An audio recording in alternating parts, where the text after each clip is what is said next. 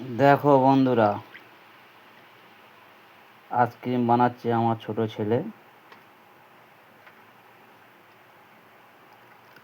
মাজার আইসক্রিম হচ্ছে এটা। এক্ষুনি সব এইসব কিনে নিয়ে এসছে, এইসব গ্লাস বাগেরা, এই গ্লাস নিয়ে এসছে, সব নিয়ে এসছে, নিয়ে এসেই বানাচ্ছে। এই তো